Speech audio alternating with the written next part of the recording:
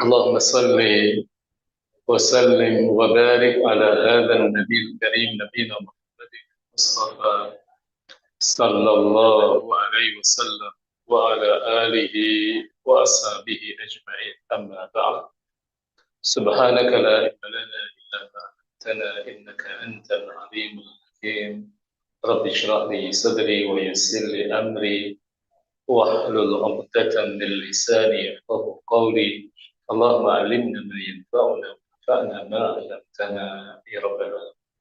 Bapak Ibu sekalian yang saya hormati dan Allah Ta'ala muliakan, setelah kita bertahmid dan juga bersalawat kepada Rasulullah SAW, sekeluarga, para sahabat dan seluruh pengikut beliau ila yaumil qiyamah, selanjutnya kajian sirah kita pada hari ini melanjutkan kajian kita di bulan yang lalu.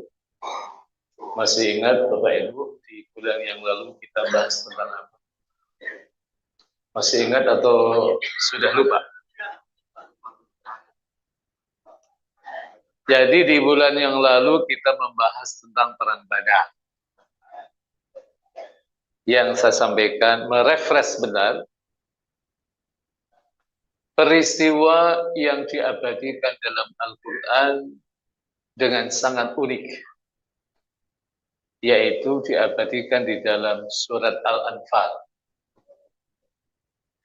Yang lazimnya sebuah peristiwa itu dipaparkan kronologisnya itu dari awal. Tapi perang Badar dipaparkan dalam Al-Quran itu justru dari endingnya, dari akhirnya. Yaitu terkait dengan perang, yaitu terkait dengan harta ghanimah. Allah katakan di awal itu, yas'alunaka, yang saya sampaikan di bulan yang lalu, baru selesai perang Badar, tiba-tiba para sahabat tanya tentang rampasan.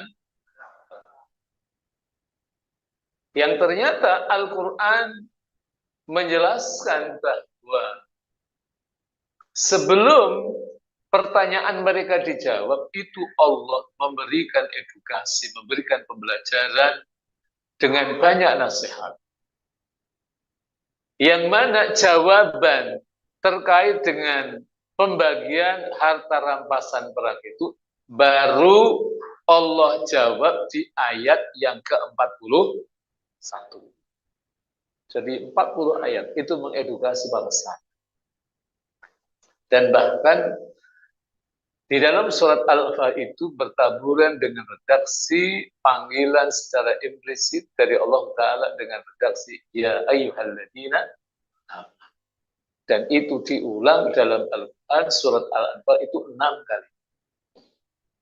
Maka ada ustaz-ustaz itu yang mereka ngajinya yaitu tafsir ya ayyuhalladzina. Saya nggak tahu di sini sudah ada atau belum? Belum ya. Jadi ada tafsir ya ayyuhalladzina. Pokoknya kalau ketemu kalau ngaji ya ayyuhalladzina, ya ayyuhalladzina. Itu di Al-Qur'an banyak. Di surat Al-Anfal saja enggak. Nanti ya ayyuhan nabi diulang 3 kali. Karena memang ini masalah harta rampasan perang itu pengaruhnya, godaannya dahsyat. Dan itu terulang nanti dalam peristiwa perang Uhud. Nah, tapi untuk terstrukturnya mari kita lihat apa yang terjadi dalam perang Uhud. Kita akan mulai dengan firman Allah Ta'ala dalam surat Ali Imran ayat 121 dan 122. Allah Ta'ala berfirman, A'udzu billahi minasyaitonir rajim, wa idh ghadawta min ahlika tubawwi'ul mu'minina maq'ida lil qital wallahu sami'un alim. Idh hammat ta'ifatani minkum an tafshala wallahu waliyuhuma wa 'alallahi falyatawakkalul mu'min. Dan ingatlah ketika kamu berangkat pada pagi hari dari rumah keluarga, akan menempatkan para mukminin pada beberapa tempat untuk berperang. Nanti kalau Bapak Ibu lihat di kitab-kitab tafsir, itu semua ulama tafsir mengatakan konteks ayat ini qital maksudnya adalah qital perang pada perang Uhud. Wallahu sami'un alim, dan Allah Maha mendengar lagi Maha mengetahui. Idh hammat ta'ifatani minkum an tafshala wallahu waliyuhuma. Ketika dua golongan daripadamu ingin mundur karena takut, padahal Allah adalah penolong bagi kedua golongan itu. Nah, ayat-ayat seperti ini memang butuh alat bantu, Pak. Alat bantu itu namanya tafsir. Kalau Bapak Ibu tidak melihat kitab tafsir, pasti nggak bisa memahami. Yang disebut dengan ta'ifatan, dua kelompok ini dua kelompok orang mukmin yang mana? Nah, nanti kalau Bapak Ibu buka misalnya dalam tafsir Al-Qur'anil Azim, yang masyhur dengan tafsir Ibnu Katsir, atau tafsir Fathul Qadir karya Imam Syaukani, yang mau mundur itu siapa? Kelompok dari kaum muslimin yang dua itu. Satu adalah kaum muslimin dari Bani Salamah. Bani Salamah ini adalah dari kabilah Khazraj. Di Madinah itu ada dua kabilah yang sangat masyhur. Satu namanya Aus, satu lagi namanya Khazraj. Nah, dua kabilah ini baninya banyak. Baninya banyak. Jadi seperti kalau maaf, itu Batak, itu kan dia nanti bani-baninya, marga-marganya kan banyak. Ada marga. Kalau yang Muslim ada apa? Masya Allah, ada Lubis. Di sini ada Pak Lubis? Ada, Alhamdulillah. Ada yang mewakili. Selain Lubis nanti ada Nasu, ada Hasibuan. Itu yang Muslim-Muslim itu kan banyak juga. Begitu juga Khazraj itu baninya banyak. Dan termasuk di antara bani yang berafiliasi pada bani kabilah Khazraj itu adalah Bani Salamah. Bani Salamah itu kalau Bapak Ibu pas lagi haji, pas lagi tawaf, itu sangat masyhur riwayat terkait dengan perpindahan arah kiblat. Nah, di situ Rasul sedang melakukan perjalanan dan sampai di Bani Salamah. Jadi Bani Salamah itu kawasan Masjid Qiblatain dan sekitarnya. Itu kalau sekarang. Itu sangat masyhur.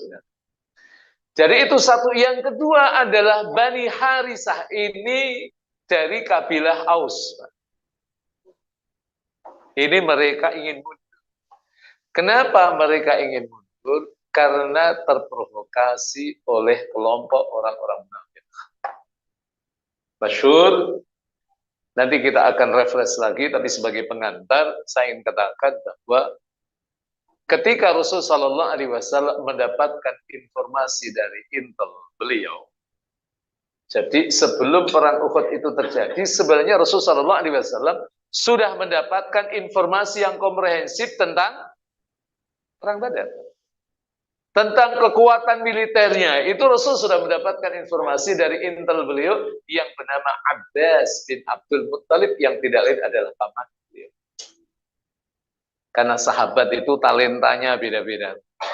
Ada yang urusan nanti perang, ada Khalid bin Walid. Nanti yang nanti urusan ilmu faraid, ada Zaid bin Sabit. Nanti ada yang urusan mengetahui tentang hukum halal dan haram, itu ada Mu'adz bin Jabal. Nanti ada urusan tentang tafsir, itu sahabat siapa Pak Ibu? Abdullah ibnu Abbas. Nanti kalau urusan hadis ada sahabat Abu Hurairah yang meriwayatkan 5.374 hadis. Nanti disusul Abdullah ibnu Umar 2.630 hadis. Nanti disusul oleh Anas bin Malik 2.286 hadis. Masih hafal Bapak Ibu hitungannya? Itu mereka yang punya kompetensi dalam bidang hadis. Macam-macam. Macam-macam. Nah, jemaah sekalian, nah Abdullah ibnu Abbas ini beliau mengirim kurir kepada Rasulullah Sallallahu Alaihi Wasallam di Madinah, dan nyari Rasul itu gampang. Nyarinya di mana, Pak? Di masjid, Pak. Kalau waktu sholat berjamaah. Jadi Rasulullah SAW sedang berada di Masjid Quba bersama dengan sahabat beliau namanya Ubay bin Ka'ab. Ada Abdullah bin Ubay bin Salul, itu tokoh munafik. Kalau Ubay bin Ka'ab itu adalah tokoh mufassir di kalangan kaum. Jadi kalau Bapak Ibu belajar tentang qiraah sab'ah, itu punya kaitan dengan sahabat Rasul namanya Ubay bin Ka'ab. Nah, jemaah sekalian, jadi Abbas kirim surat. Dan di situ suratnya kemudian diserahkan kepada Rasul, tapi karena Rasul ummi, beliau menyerahkan surat itu kepada Ubay bin Ka'ab agar dibacakan kepada Rasulullah SAW. Dan ternyata surat itu berbicara tentang kekuatan militer orang kafir Quraisy. Jadi penanggung jawab perang Uhud di kalangan kafir Quraisy itu namanya Abu Sufyan bin Harb. Itu belum masuk Islam waktu itu, Pak. Nanti panglimanya ada Khalid bin Walid. Nanti asistennya ada Ikrimah bin Abu Jahal. Nanti ada motivatornya namanya Abul Izzah. Nanti ada beberapa wanita yang ikut dalam perang Uhud. Di antaranya Hindun. Yang nanti meminta kepada Wahsy bin Harb untuk membunuh paman Rasul sallallahu alaihi wasallam yang bernama Sa'ad. Tapi nanti pada akhirnya Wahsy bin Harb ini kan masuk Islam. Jadi kalau hari ini Bapak sekalian ada orang yang memusuhi Islam, itu jangan terlalu benci-benci banget. Siapa tahu nanti mereka masuk Islam. Wahsy itu seperti apa? Tapi Wahsy itu ketika mau masuk Islam kan beliau nggak berani menyampaikan keislamannya kepada Rasulullah kan, sehingga beliau minta tolong sama istrinya. Dan ternyata istrinya jauh lebih berani daripada Wahsy yang kelihatannya hebat, berani membunuh Hamzah. Jadi kalau di Cipinang Elo ada para suami yang tidak jauh lebih berani dari istrinya, itu bukan perkara yang baru. Iya.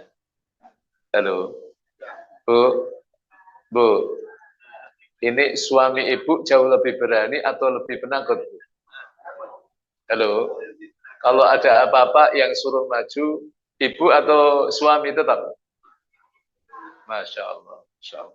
Alhamdulillah bagus, dirahasiakan. Itu yang benar, Pak. Itu. Jadi jemaah sekalian rahimakumullah, Wahsy. Jadi prinsipnya adalah firman Allah dalam surat 39. Itu namanya surat Az-Zumar, ayat yang ke-53.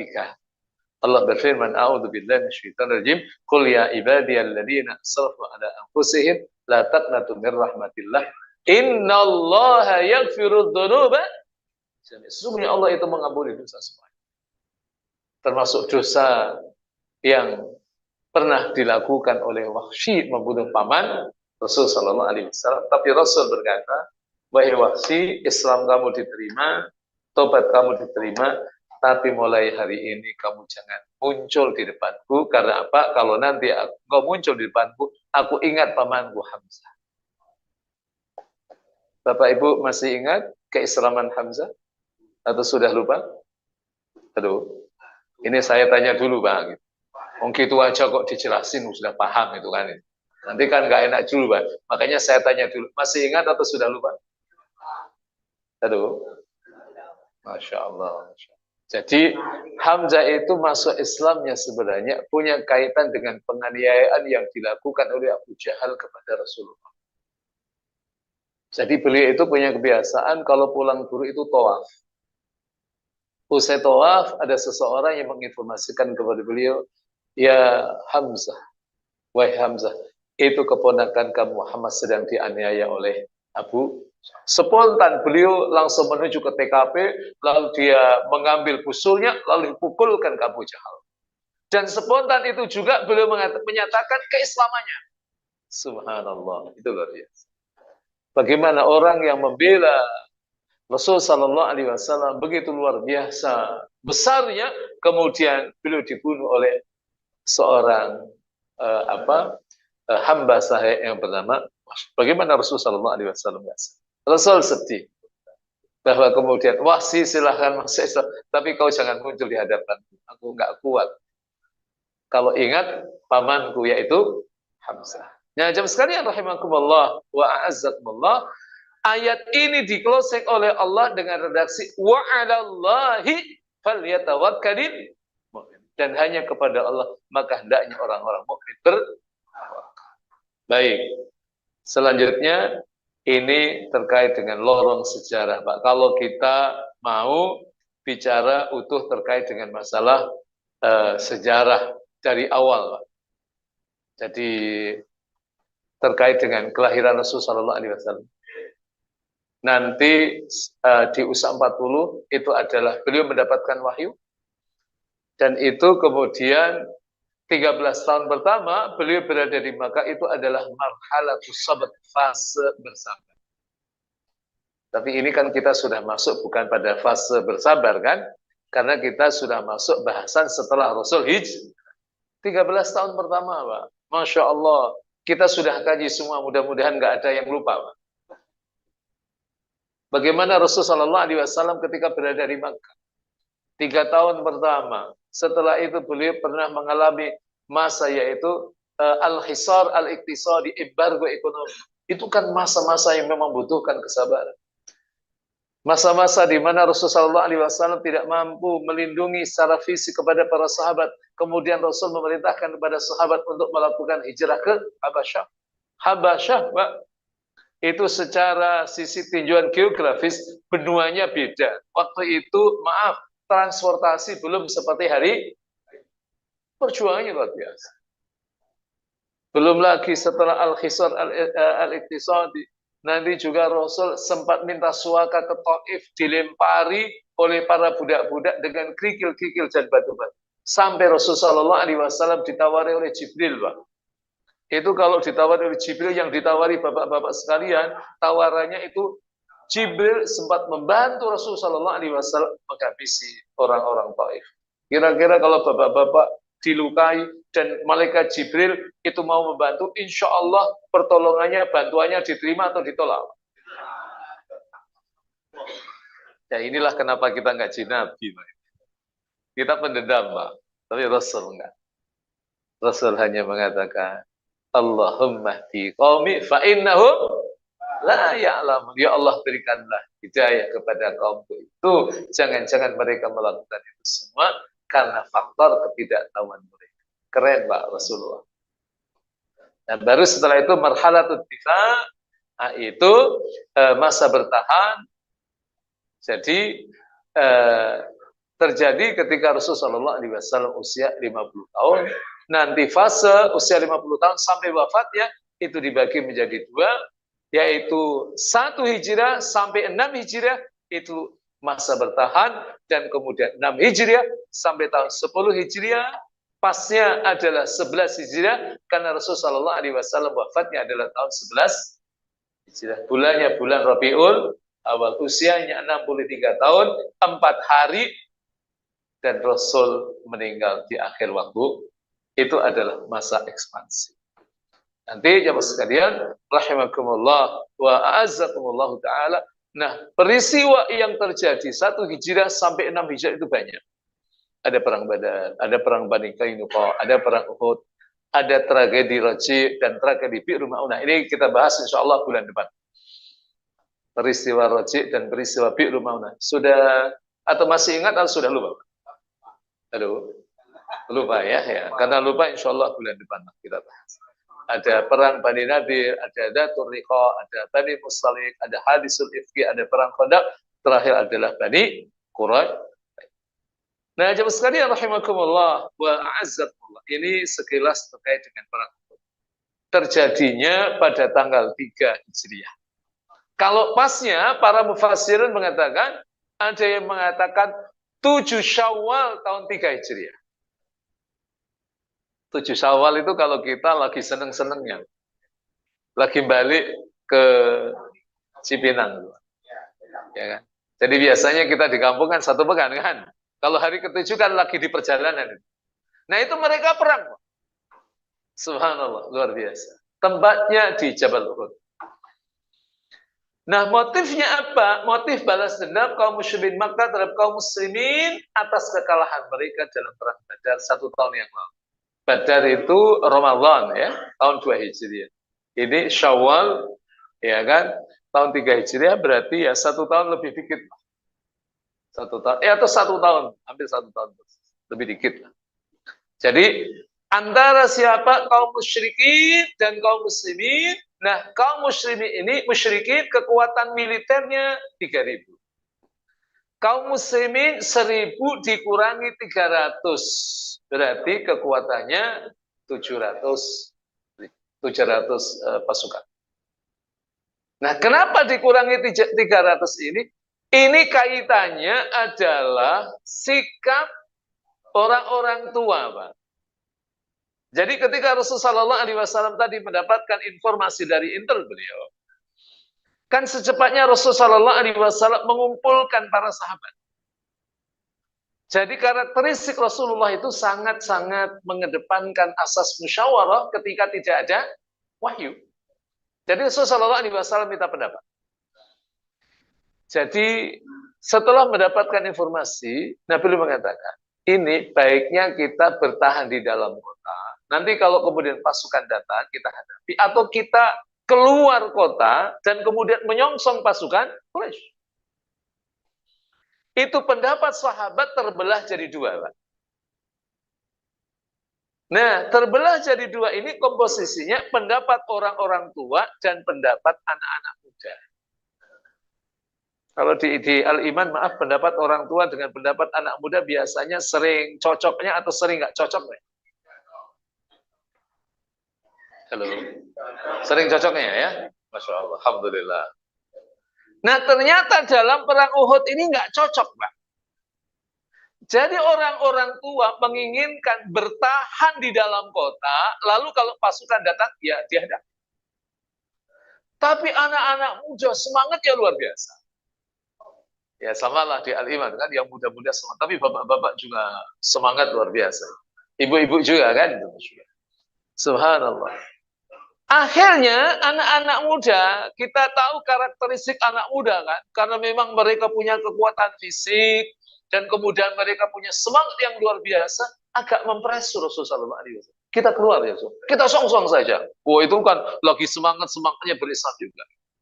Tapi orang-orang tua kan karena maaf, kekuatan fisiknya, ya sudahlah, kita hadapi saja kalau masuk, kalau enggak ya enggak. Jadi akhirnya terbelah. Tapi mau nggak mau, karena ini keputusan, maka kan semuanya harus berangkat, termasuk orang tua. Di pertengahan jalan, ada tokoh munafik, namanya Abdullah bin Salul bin Ubay, melakukan provokasi kepada kelompok-kelompok lain. Udah kita balik saja. Oh ini bukan keputusan kita kok, ini bukan pendapat kita.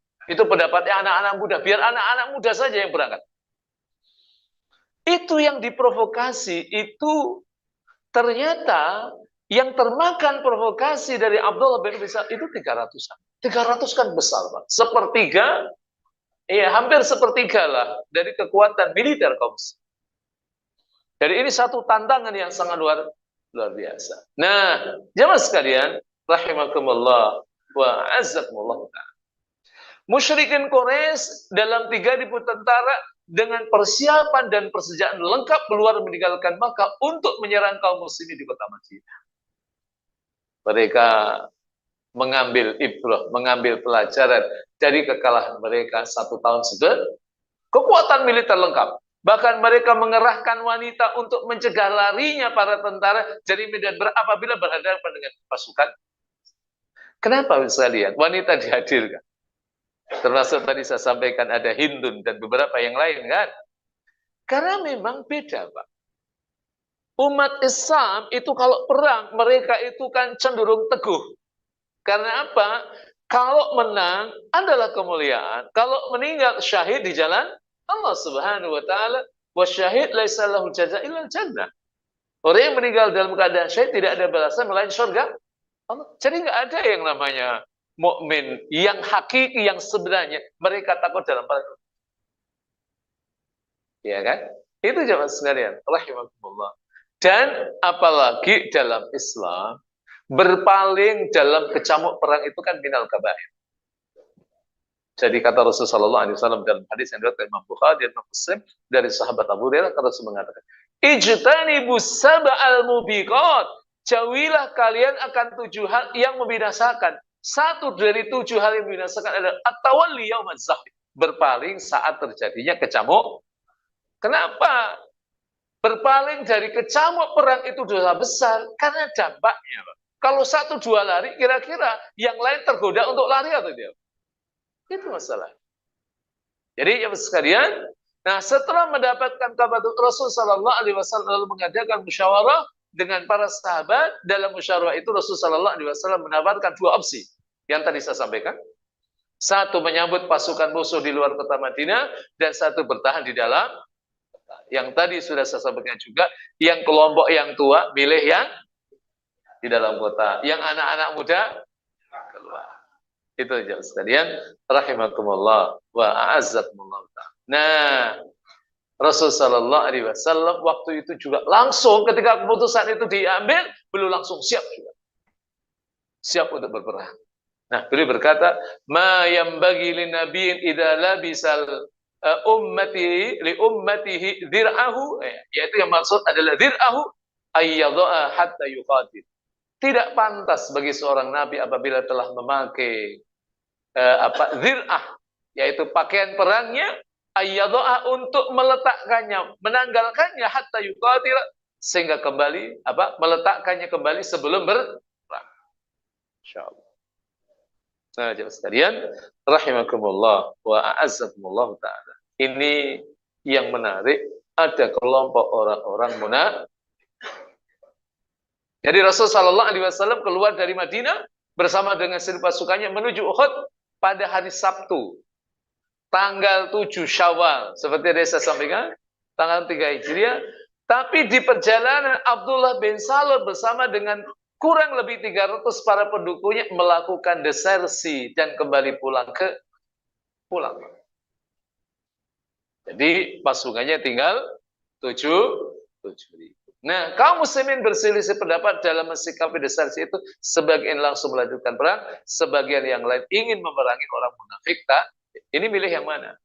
Maka turunlah firman Allah Subhanahu wa taala, "Fama lakum fil munafiqina fi ataini wallahu arkasuhum bima kasabu aturiduna an tahdu man adallallahu wa may yudlilillahu falan tajid lahu sabila."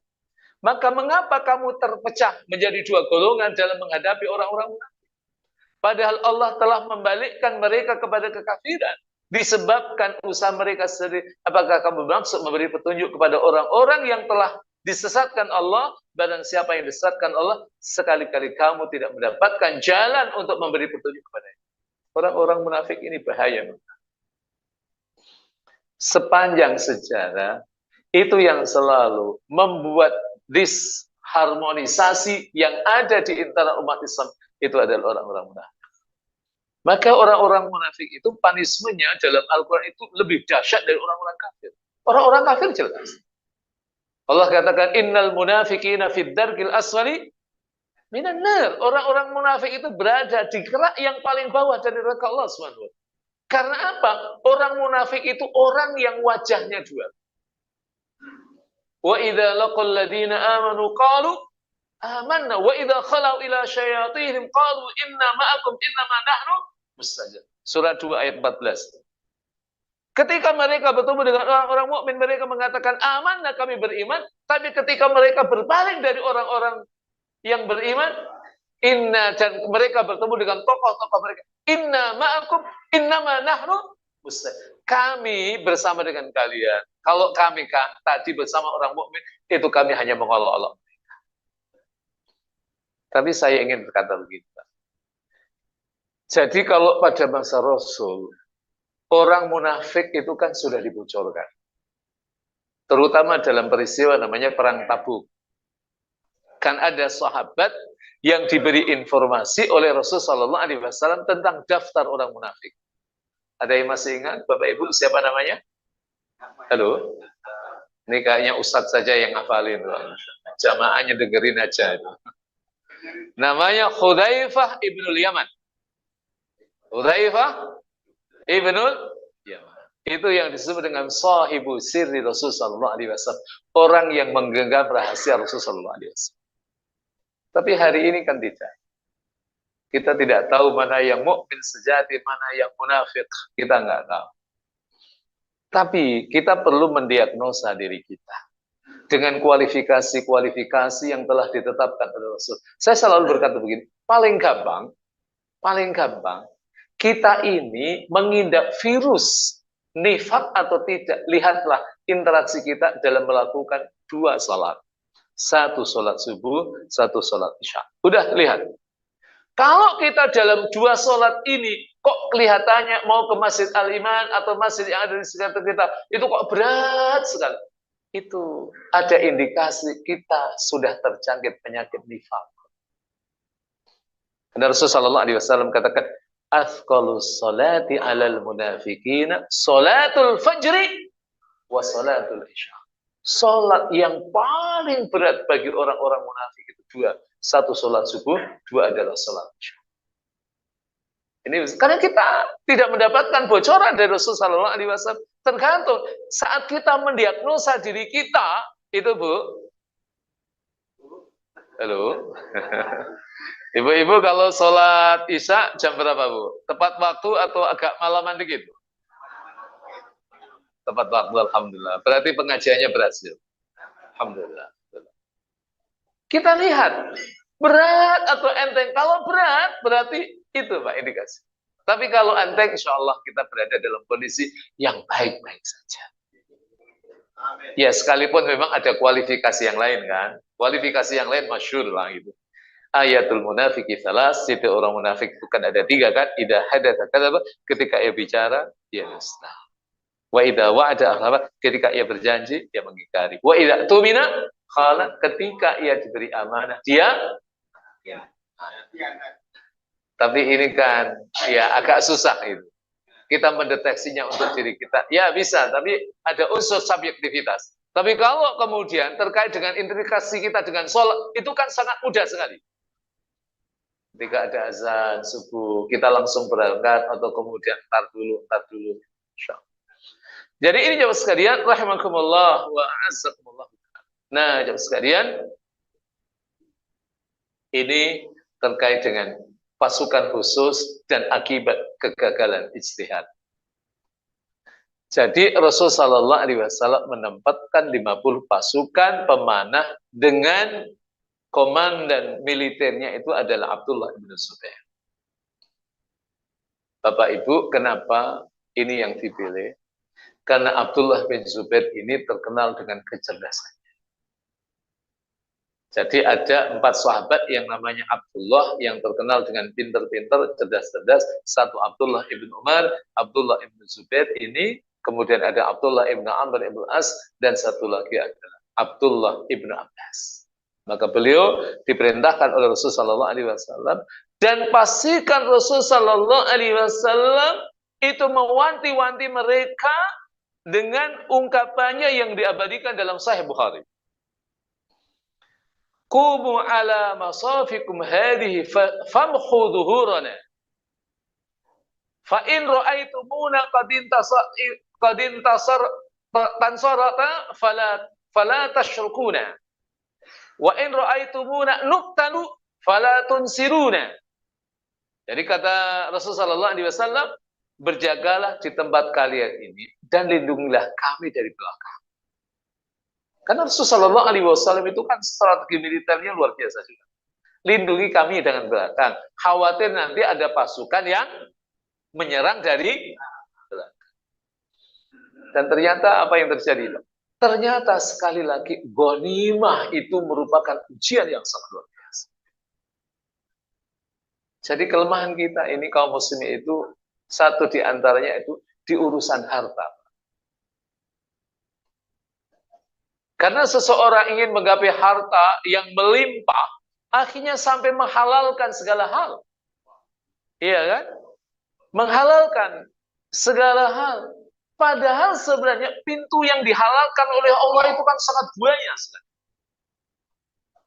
Bahkan sekarang kita juga mendengar ungkapan-ungkapan yang agak aneh-aneh. Jangankan yang halal. Iya kan? Yang haram saja susah. Ini kan karena buah nggak ngaji, Pak. Kalau ngaji enggak. Pintu halal banyak sekali, Pak. Iya kan? Orang-orang yang punya feeling bisnis, yang punya kompetensi bisnis, apa aja itu bisa jadi uang, Pak. Dan itu pintunya halal. Iya kan? Ini Bapak-bapak sekalian, ini kalau dibaca oleh orang yang punya feeling bisnis kuat, ini ada kelompok ini orang-orang ngaji. Gelar di depan jualan peci misalnya. Jadi duit atau tidak? Oh, ibu-ibu pakai kerudung ya. Gelar di depan jualan maaf kerudung jadi duit atau jadi pagi hari dia baca ada sumber-sumber ekonomi, ada sumber-sumber rezeki yang Allah bentangkan di pagi hari, Masya Allah. Apalagi di tahun baru seperti ini, itu kan pintu-pintu rezeki. Kalau orang punya film bisnis, itu pintu kehalalan banyak. Sangat-sangat banyak sekali. Ya kan? Bisa usaha rental dadakan dan lain sebagainya. Itu kan duit semua, Pak.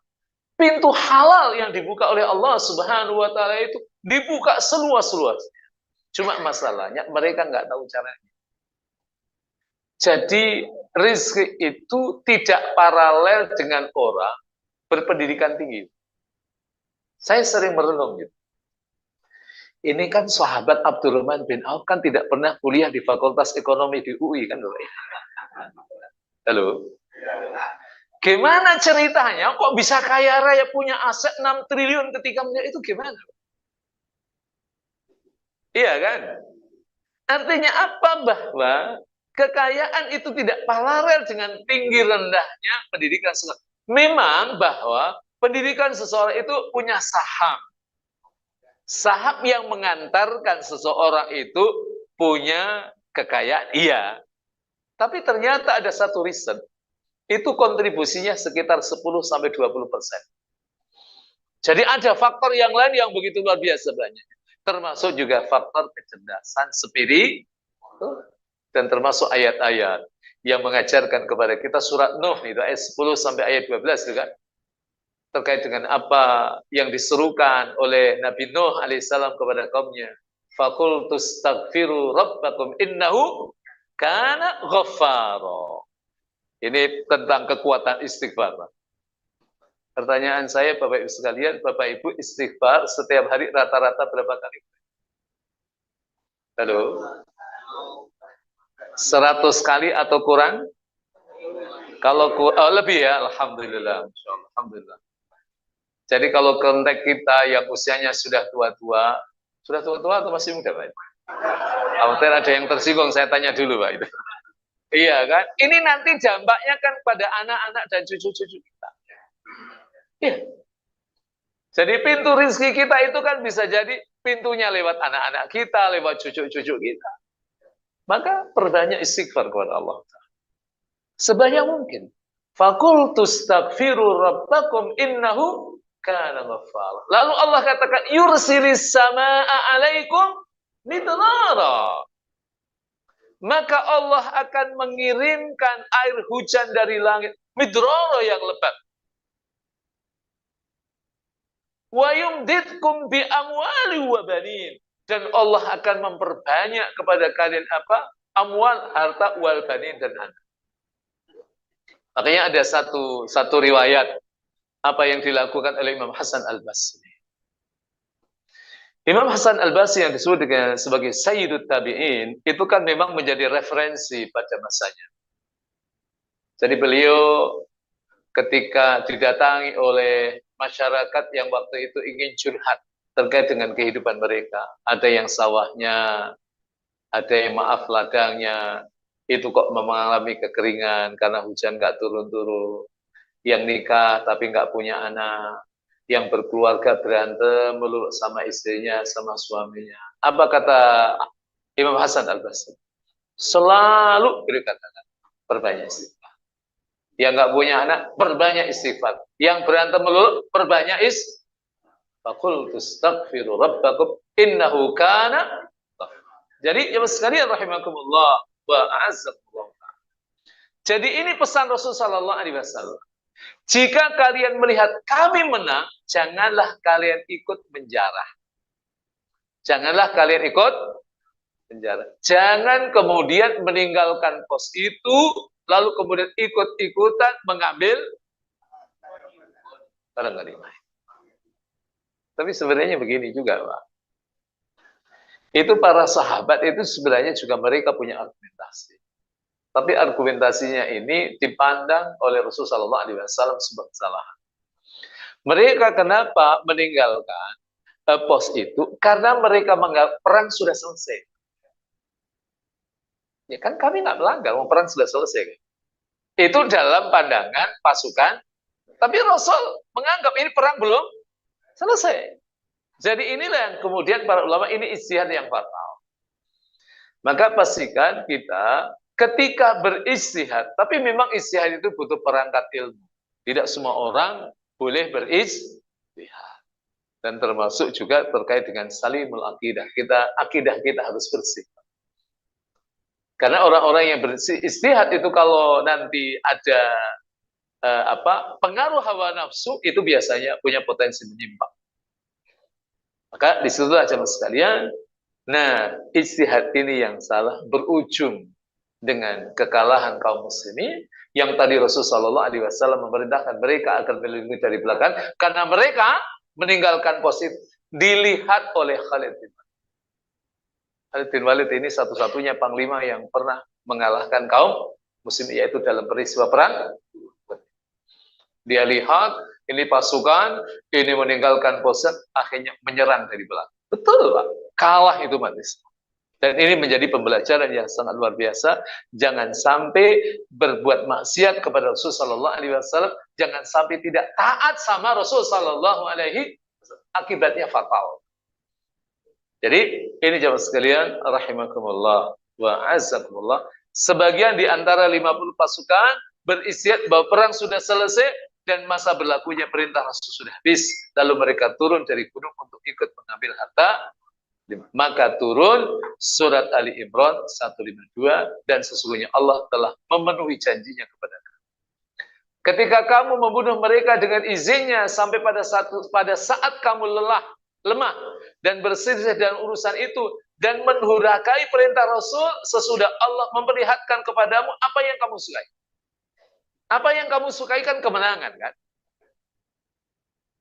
Tapi apa yang terjadi? Mereka mendurhakai Rasulullah SAW dengan meninggalkan pos itu. Di antaramu ada orang-orang yang menghendaki dunia dan di antara kamu ada orang-orang yang menghendaki akhirat. Jadi memang pasukan itu terbelah jadi dua. Tapi yang mereka menghendaki akhirat dengan menghadirkan ketaatan kepada Rasulullah SAW itu kan jumlahnya sedikit.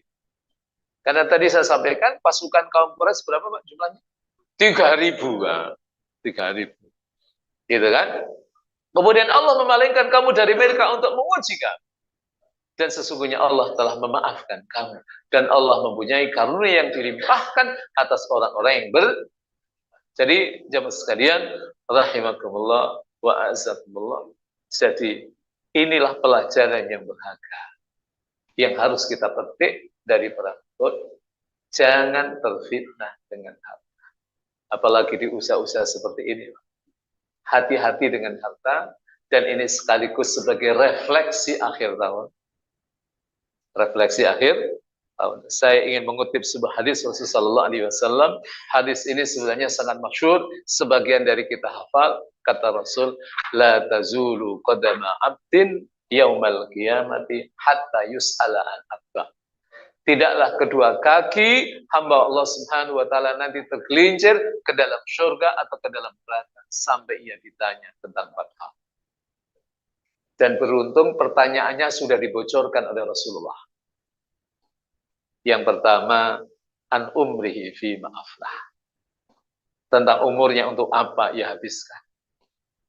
Ini kira-kira Bapak Ibu kalau nanti ditanya terkait dengan pertanyaan ini, sudah disiapkan jawabannya atau belum? Ketika ini masalahnya, maaf sekali, yang ditanya itu kan bukan ketika kita sudah berusia 50 tahun ke atas. Kalau yang ditanya usia 50 tahun ke atas, insya Allah kita cenderung enteng menjawabnya kan, Bu ya? Halo? Tapi kalau nanti yang ditanya ketika umur 20 tahun dulu ngapain? 30 tahun ngapain? Kok nggak kelihatan di Masjid Al-Iman? Padahal tinggalnya juga nggak jauh dari Masjid Al-Iman. Kira-kira Bapak Ibu jawabnya gimana? Halo? Ya Allah maafin saya, ya Allah dulu masih sibuk nyari duit, ya Allah gitu. Itu kira-kira argumentasi itu diterima atau tidak? Gitu Ustaz ya. Ya, tapi kita bersyukur ada satu pintu namanya pintu ya kita bersyukur kepada Allah. Ya, taubatan nasuha tentunya kan. Surat 66 ayat yang ke-8 kan. Ya ayyuhalladzina amanu tubu ilallahi taubatan. Itu Ustaz. Ini yang kedua, ini yang saya ngeri, Pak. Jujur saya sebenarnya itu pengen duduk kayak bapak-bapak ya, yang ngaji gitu kan. Itu tentang ilmu. An ilmihi fima fa'ala fi, tentang ilmunya untuk apa ia amalkan ilmu itu. Kita ini Bapak sekalian bersyukur kepada Allah bisa ngaji kan. Betul Ibu? Tapi hari ini kelihatannya ibu-ibu agak sedikit ya. Lagi liburan ya Bu ya. Masya Allah. Lagi liburan.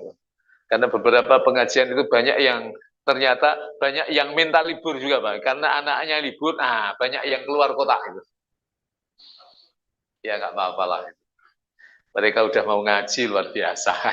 Sesekali libur nggak apa-apa lah. Jadi yang sekalian ini tentang ilmu. Jadi sebenarnya semakin kita semakin tahu tentang ilmu Allah, tanggung jawabnya semakin besar. Bersyukur kepada Allah kita potensi bahwa ketika kita punya ilmu, ibadah kita punya potensi diterima oleh Allah karena kita tahu mekanisme dalam beribadah kepada Allah. Tapi masalahnya adalah untuk mengamalkan itu nggak gampang, Pak. Iya kan? Khawatir kita ini banyak ilmu, tapi hanya maaf, kayak para orientalis saja. Kita menjadikan ilmu itu sebagai objek kajian, hanya sebagai tempat melakukan petualangan ilmiah saja, tapi tidak kita amalkan. Itu yang ngeri, Pak.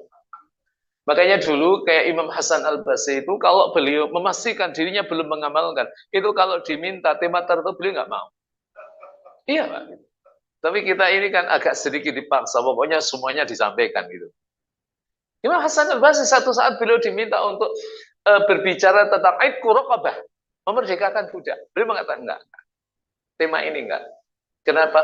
Saya belum memerdekakan budak. Belum. Enggak mau, Pak. Insyaallah. Jadi ini pengetahuan Imam Hasan Al-Basri terkait dengan tanggung jawab ilmiah. Ayatnya Bapak Ibu tahu betul lah.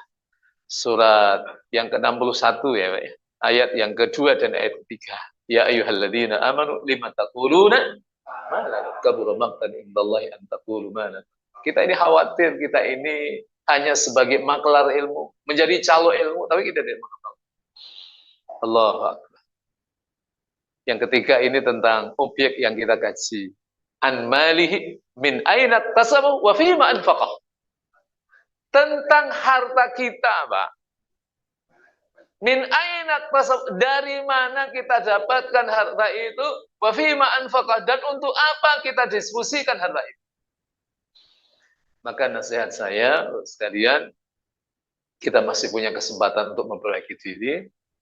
Kalau kita punya harta, jadikan harta itu sebagai bekal kita menuju Allah SWT. Ada dua hal yang disesali oleh manusia. Nanti Bapak Ibu sekalian lihat dalam surat yang ke-63, surah Al-Munafikun. Di dua ayat sebelum akhir, ayat 9 dan ayat 10. Ya ayyuhalladzina amanu la tulhikum amwalukum wala auladukum an dzikrillah wa may yaf'al dzalika fa ulaika humul. Nanti penyesalan mereka itu dua. Di ayat 10. Wa anfiqu mimma razaqnakum min qabli ay ya'tiya ahdakumul maut fayaqula rabbi laula akhartani ila ajalin qarib fa asaddaqa wa akum minas salihin. Kalau engkau bisa menunda kematian kepada yang sebenarnya, maka aku akan bersedekah. Wa akum minas salihin, dan aku akan menjadi orang. Tapi sayangnya ia masih diberi kesempatan oleh Allah, tapi dia tidak lakukan. Ya memang meniru kayak sahabat Abu Bakar itu juga berat juga, Pak.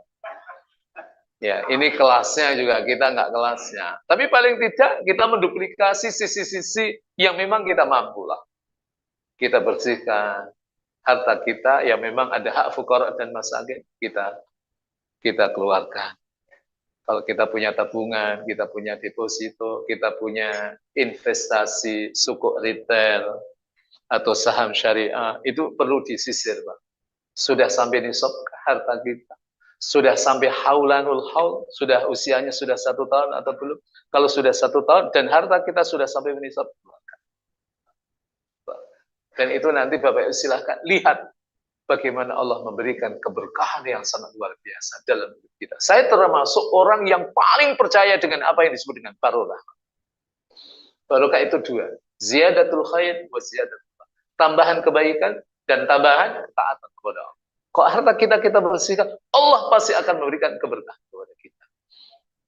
Makanya karena doa keberkahan ini penting, kalau ada orang yang menikah juga kita doakan kan, barakallahu lakuma wa baraka alaikuma wa jama'a bainakuma fi khair.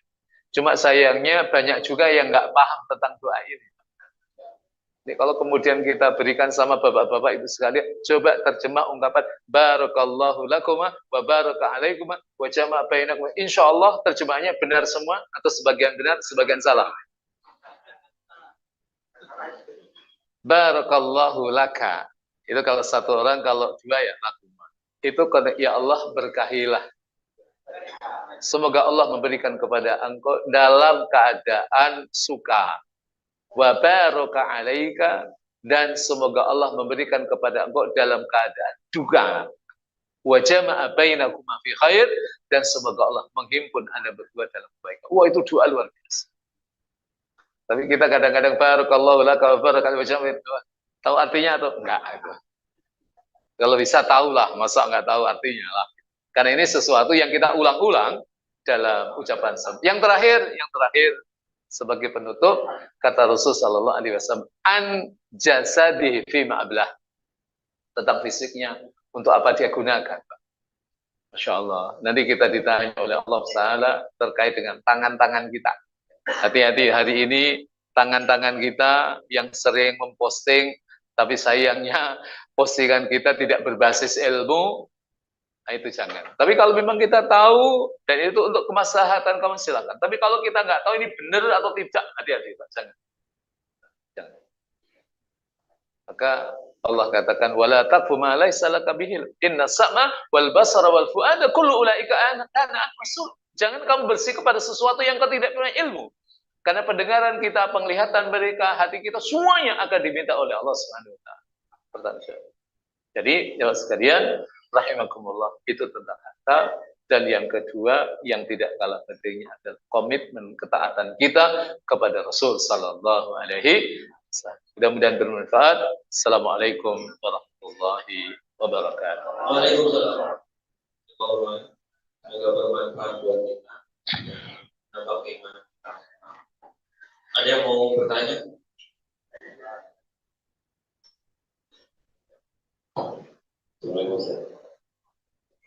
Ustaz tadi terkait dengan sejarah perang, saya perhatikan tadi ada 3 tahun pada saat pertanyaannya, itu berarti perang itu termasuk yang wajib ya saat itu, dan strukturnya sudah sangat beda dengan situasi sekarang. Iya. Pertanyaannya, penilaian saya ini apakah pada saat itu kelihatannya Rasulullah memang kalau melihat katakanlah kelompok masyarakat yang masih kafir atau apa, itu saya nggak tahu bagus seluruh perangnya ya. Iya. Tapi kebanyakan apakah itu karena istilahnya dari drama tersebut tidak bisa diperang, atau ada sebab lain. Kalau dibandingkan dengan zaman sekarang, gimana cara mempraktekannya? Iya. Kita sekali. Bismillahirrahmanirrahim. Pertama, tidak semua bentuknya perang. Misalnya ada peristiwa tragedi Roji, itu dia bukan perang. Tragedi Bi'ru Ma'unah itu juga tidak perang. Hadis Ifk itu tidak perang. Nah, peperangan itu terjadi rata-rata adalah karena pengkhianatan orang-orang yang itu motif peperangan. Dan itu adalah masa difa, masa bertahun. Jadi itu terjadi dari tahun 1 sampai tahun 6 Hijriah. Jadi sekitar 6 tahun. Misalnya tragedi Roje dan tragedi Bi'ru Ma'unah. Nanti kita perdalam di pertemuan yang akan datang. Karena apa? Ada etnis-etnis, kabilah-kabilah yang mereka mendengar tersebarnya dakwah Islam. Kemudian mereka minta diajari tentang Islam, tentang Al-Quran. Tapi apa yang terjadi Bapak Ibu sekalian? Setelah dikirim malah mereka ternyata berkhianat. Ya kan? Mereka itu bahkan dibunuh dalam Bi'ru Ma'unah, itu ada 70 sahabat yang terbaik terbunuh. Sampai kemudian Rasulullah SAW menganjurkan melakukan apa yang disebut dengan salat gaib dan juga menganjurkan apa yang disebut dengan qunut nazilah. Jadi saya ingin mengatakan bahwa konteksnya tidak semuanya perang. Hadisul ifki kan juga tidak perang. Jadi karena ada informasi bohong yang dimunculkan orang-orang munafik, sehingga apa yang terjadi pada waktu itu kemudian Rasulullah SAW terfitnah, termakan fitnah yang dimunculkan orang-orang munafik dan juga ayah daripada Aisyah radhiyallahu anha, Abu Bakar As-Siddiq, yang biasanya memberikan donasi pada sahabat-sahabat yang miskin. Tapi kemudian pada akhirnya Rasulullah sahabat Abu Bakar tidak memberikan donasi itu. Sampai kemudian Allah Ta'ala mengedukasi kepada Abu Bakar lewat turunnya surat An-Nur yang sama-sama kita ketahui. Jadi jemaah sekalian, nah dalam konteks hari ini, bagaimana konteks perang? Jadi perang itu sebenarnya perang yang terjadi pada masa Rasulullah SAW itu murni antara kaum muslimin dengan orang-orang musyrik. Tapi hari ini kan konteksnya negara, gitu. Ya kecuali kalau memang negara itu adalah negara muslim dan mereka terzalimi, maka hukumnya wajib mengangkat. Tapi ketika dalam konteks kita ini yang maaf, yang memang multi agama, itu konteksnya adalah bela negara, bela negara. Jadi harus difikirkan, dia dianggap sebagai sebuah jihad kalau memang benar-benar yang dihadapi ini adalah orang-orang yang memusuhi agama Allah Subhanahu wa ta'ala. Wallahu ta'ala. Oke. Alhamdulillah, kami ada lagi ke depan Pak.